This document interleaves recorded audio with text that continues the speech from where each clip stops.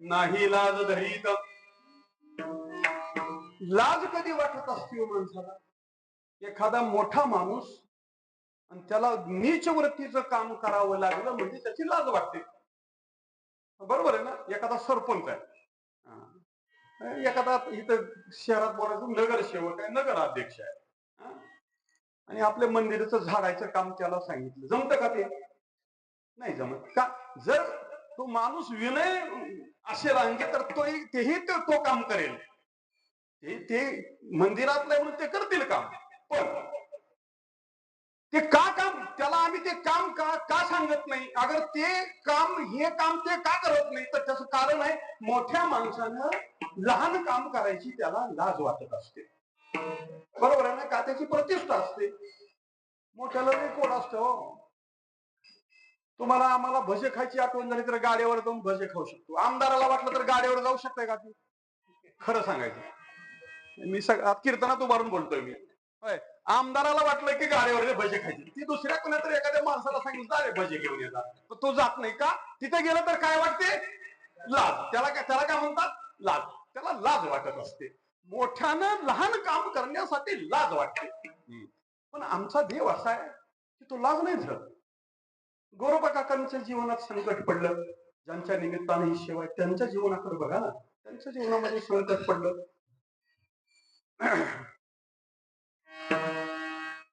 घरी सगळे व्यवहार बंद करा, सगळ्यांना चरित्र माहिती आहे.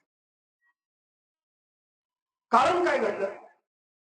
ते आपलं काम आपण करत होते, आणि माणसानं आपलं काम आपणच नीट वेळेवर करणं म्हणजे ही देवाची पूजा आहे. होय ना? तया सर्वात्मका ईश्वरा स्वकर्म कुसुमाची मीरा, पूजा केली होय अपारा तोषा लागी. गोरोबा काकाच्या जीवनामध्ये संकट यायला कुठून सुरुवात झाली? ते आपलं काम करत होते, माती तोडवणे, गाडगे तयार करणे, ते काम करत होते. पण ते काम करत असताना कामामध्ये काम काही म्हणा, राम राम हे काम त्यांचं चालू होतं. आणि माती तोडवत असताना, मातीचा चिखल करत असताना बाहेरची माती त्या मधल्या चिखलात आणायची आणि पायाने दाबायचं, हे काम चालू होतं. होय की नाही? आणि ते बी काम चालू होतं आणि भगवान पंढरीनाथाचं चिंतनही चालू होतं. आणि बायको पाण्याला निघाली, तिने सांगितलं अहो मी जरा पाण्याला चालले, जरा लेकराला ध्यान ठेवा. असंच घडलं ना? असंच घडलं. आणि त्यांचं भजनही चालू होतं आणि बाहेरची माती मध्ये घेऊन दाबायची ते बी चालू होतं. आणि ते अवतीभोवती खेळत असलेलं लेकरू खेळता खेळता तिथं मातीच्या जवळ आलं, आणि देहभाव विवर्जित झाल्यामुळं, देहीच विदेही भोगू दशा अशी अवस्था प्राप्त झाल्यामुळं आपण मातीमध्ये वरतोय का लेकरू मध्ये आलं ते कळालं नाही. त्याच्यामध्ये ते लेकरू पायाखाली चिडत तुडवलं गेलं आणि पर्यायानं लेकरू गेलं. आणि ज्यावेळी पत्नी बाहेरून आली, खांद्यावर घागर आहे आणि लेकराचा चिखल झाला, हे बघितल्याबरोबर ती जोरात ओरडली. आई ओरडणारच, ती गोरोबा काकाची पत्नी असली काय, तुमची आमची असली काय, असं घडल्यास ती ओरडणारच आहे. ती ओरडली माऊली, आणि ओरडल्यानंतर गोरोबा काका तिच्या ओरडण्यानं सावध झाले आणि भजनातून बाहेर आले. भजनातून बाहेर आले म्हणजे देवळातून बाहेर नाही, अवस्थेतून बाहेर आले. आपण आताशीच पाहिलं की अवस्था भेद झाला. म्हणजे माणसाची भाषा बदलत असते. गोरोबा काका ज्यावेळी भगवंताच्या चिंतनाच्या अवस्थेमध्ये होते त्यावेळी गोरोबा काकांची भाषा भगवत आकार झालेली होती. बायकोनं हाक मारल्याबरोबर ते देहावर आले. आता संसाराची भाषा सुरू झाली. बायकोच्या तोंडातून काही नको ते शब्द गेले असतील आणि गोरोबा काकांना तिनं नको ते बोलल्याचा राग नाही आला. राग याचा आला की माझ्या भजनात विक्षेप झाला त्याचा राग. खरं कारण ते घडलं. बायकोनं शिव्या दिल्याचा राग आला नाही त्यांना. एवढी बरं का बायकोने शिव्या दिल्याचा राग. पण गोरोबा काकाच्या बायकोने शिव्या दिल्या त्या शिव्या दिल्याचा राग नाही आला. राग याचा आला की माझ्या भगवंताच्या भजनामध्ये विक्षेप केला त्याचा राग आला. आणि ते म्हणाले आणि साधूची अवस्थाच तशी असते. भजनी विक्षेप त्याची परिमरण नवजावा क्षण एक वाया. संसार हा शरीराशी संबंधित राहिलेलाच नव्हता. आमचा शरीराशी संबंधित आमच्या मनाशी संबंधित संसाराचा पूर्ण संबंध जडलेला आहे. त्याच्यामुळे भोग प्रधान जीवन झालेलं आहे. त्यांचं जीवन त्याग प्रधान झालेलं होतं. आणि मग बायकोनं भजनात विक्षेप केला आणि वरून बोलते म्हणून हातात सटका घेतला आणि मारायला गेले. आणि अंगावर गेल्यावर तिनं आता हे ऐकत नाहीत म्हणून ती म्हणाली थांबा, याद राखा हात लावला मला तर. जर माझ्या अंगाला हात लावला तर तुम्हाला पांडुरंगाची शपथ आहे. एवढंच बोलली ना ती माऊली. एवढंच बोलली बाबा, दुसरं काही बोलली नाही. जर माझ्या अंगाला हात लावला तर तुम्हाला पांडुरंगाची शपथ आहे. आणि पांडुरंगाच्या भजनात विक्षेप आल्यामुळे आलेला राग पांडुरंगाची शपथ घातल्यावर हातातलं दाडक फेकून दिलं आणि पुन्हा भजनामध्ये दंड. आणि मग पर्यायानं संसारामध्ये संसार आपला रंग दाखवल्याशिवाय राहत नाही. तू भजनातला असला काय आणि संसारातला असला काय, संसार आपला रंग दाखवल्याशिवाय राहतच नाही. आणि पांडुरंगाची शपथ म्हणल्यानंतर त्यांनी आपल्या जीवनाला त्या शपथेमध्ये पूर्ण बांधून घेतलं आणि बायकोपासून दूर राहू लागले. आणि होतं ते एक लेकरू मेलं. खूप मोठं संकट. चरित्रात पुढे काय काय घडलं तुम्हाला माहिती आहे. त्या गोरोबा काकाच्या पत्नीने आपल्या पिताजीकडे गेली. त्याला सांगितलं पप्पा माझी धाकटी बहीण माझ्या मालकासोबत लग्न लावा. आता आमच्या वंशाला दिवा राहायला नाही. ती म्हणजे बाई खरं आहे. आणि मुलगी पित्याला प्रिय असते. त्यांनी लगेच होकार दिला. जावायला येऊन बोलले. त्याने पण म्हणले काय हरकत नाही. साधूच्या अंगी अर्जव नावाचा एक गुण असतो, ठीक आहे नाही. अभयम सत्व संशोधिर ज्ञान योग व्यवस्थित दानम दमस्य यज्ञस्य स्वाध्याय तप अर्जवम विठाला विठाला विठाला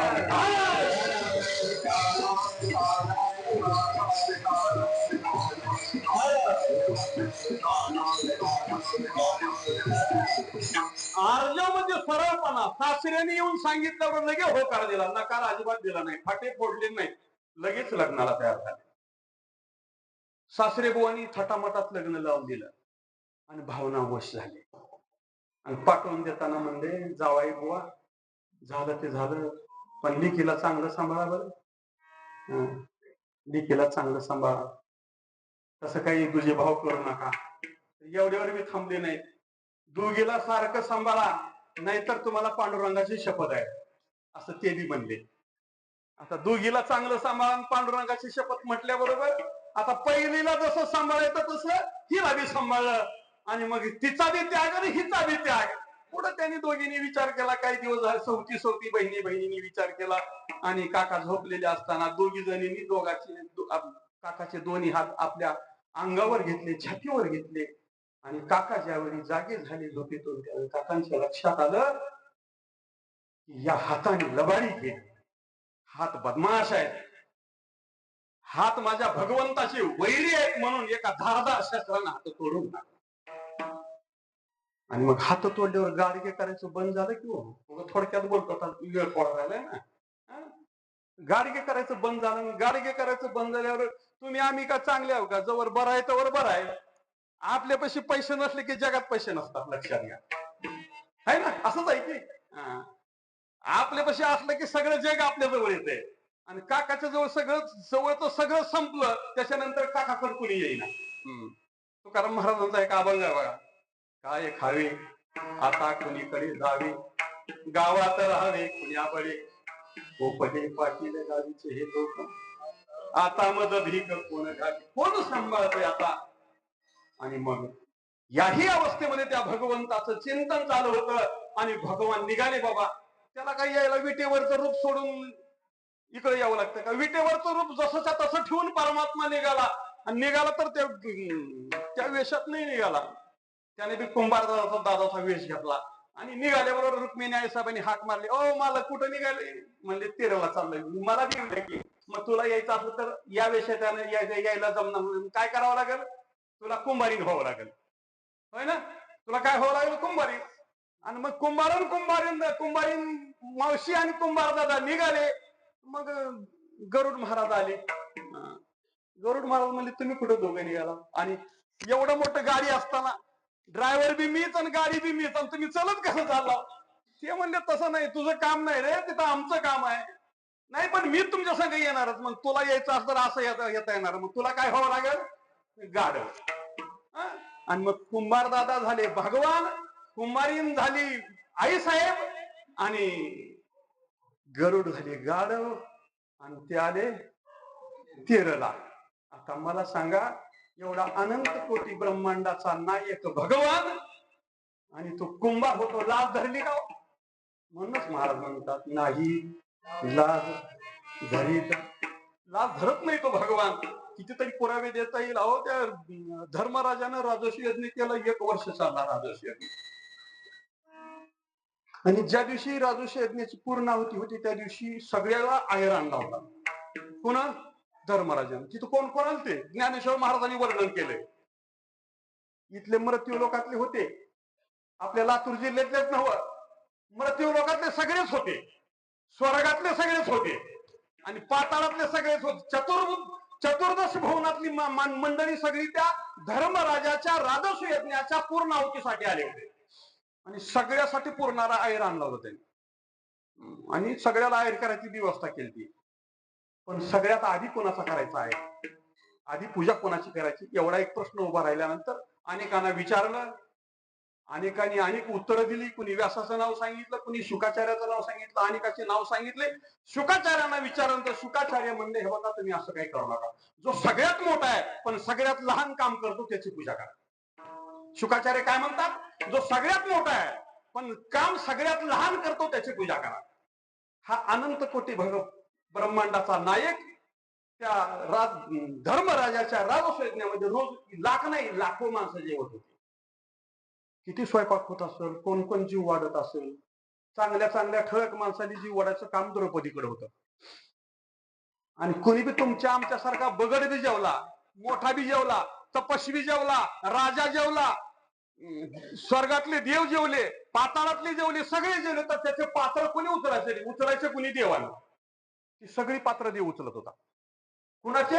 धर्मराजाच्या राजर्षी यज्ञामधली 1 वर्ष चालणारा राजर्षी यज्ञाच्या सगळ्या यज्ञामध्ये पात्र उचलायचं काम स्वतः देव करत.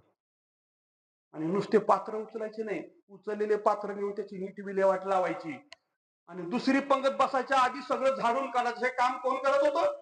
देव करत होता.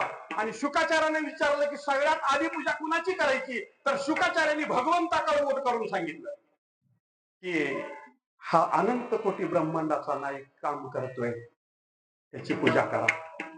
हे यज्ञाचे मालक मी हमेशा म्हणत असतो, ही यज्ञाचे मालक धर्मराज खांद्यावर उपरण टाकून, घ्या जिलबी, घ्या गुलाबजामुन, धर्मराज फिरत होते. भीमदादा खांद्यावर गदा घेऊन, वाढलेलं सगळं पार कर बघ, ताटावर जर राहिलं तर तू आहे मी आहे. अर्जुन दादा हातामध्ये गांडीव धनुष्य घेऊन इकडून इकडं फिरत होते. आणि हे सगळे मालकासारखे हिंडत होते. देव म्हणजे पात्र होते. आणि शुकाचार्याने विचारलं, शुकाचार्य म्हणतात की त्याची पूजा करा. कुणाची? काळी धर्मा घरी उच्चिष्टा, काळी धर्मा घरी उच्चिष्टा,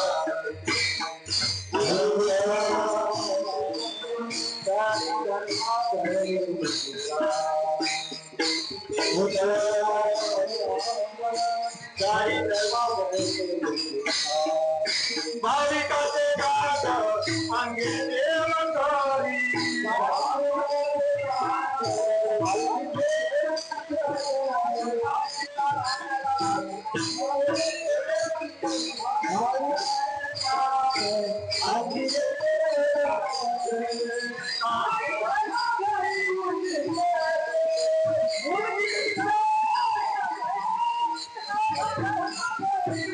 सारी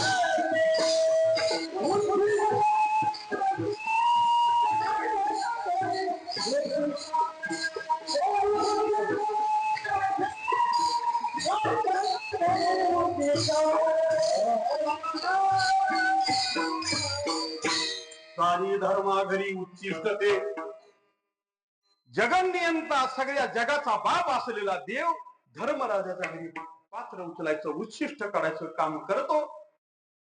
लाज धरीत नाही म्हणून महाराज म्हणाले साधावया भक्तिकाल नाही लाज धरीत. म्हणून अशा देवाला शरण जावं. अभंगाच्या दुसऱ्याकडे म्हणतात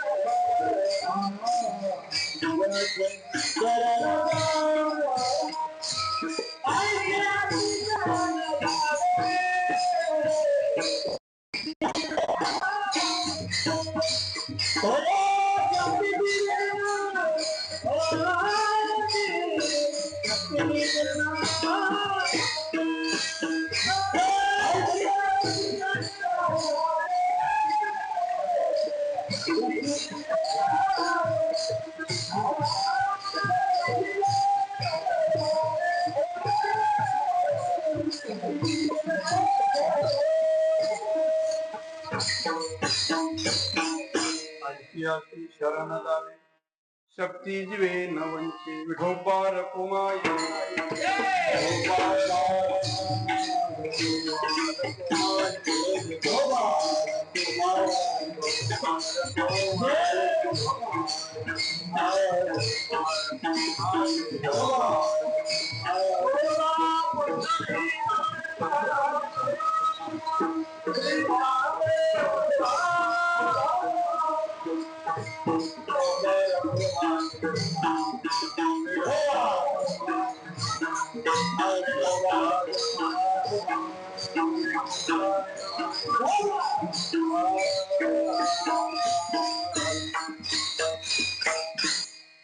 साधावया भक्तिकाल नाही लाज धरीत. ऐशी अशी शरण जावे शक्ती जीवे नवंची. जगद्गुरु तुकाराम महाराजांनी एक दाखला दिला. महाभारतीय युद्धामध्ये भीष्माचार्यांनी एके दिवशी पण केला. त्याचं कारण खूप मोठं घडलं. 9 दिवसाचं युद्ध झालं होतं. 100 कौरवापैकी जवळजवळ सगळे संपत आले होते. दुःशासन, दुर्योधन आणि विकर्णा इतके थोडेफार शिल्लक राहिले होते. कौरवाचं कुणी शिल्लक राहिलेले नव्हते. आणि रोजच्या रोज तो दुर्योधन मेलेल्या भावाची संख्या मोजत होता. दुर्योधन आणि तो सारखं हिशोब त्याला रोज संध्याकाळी वाटत होतं की उद्या सकाळी दिवस सूर्य उदयाला युद्ध सुरू झालं की माझ्याकडे भीष्माचार्य आहेत, माझ्याकडे कर्ण आहे, माझ्याकडे द्रोणाचार्य आहेत, माझ्याकडे कृपाचार्य आहेत, एवढे रती महारथी माझ्याकडे आहेत. उद्या पांडव नक्की संपणार असं त्याला रोज वाटायचं. 9 दिवस गेले. कौरव जवळजवळ संपत आले. आणि मग दुर्योधनाचा राग चढला आणि संध्याकाळी आता जसं 11:15 वाजलेत या टायमाची गोष्ट आहे. जे लय लवकर बी नाही लय उशिरा बी नाही. 11:15ला तो दुर्योधन भीष्माचार्याच्या शिबिरात गेला आणि दारामध्ये जाऊन असं खाकरू लागला. आवाज ओळखतो आला त्यांना.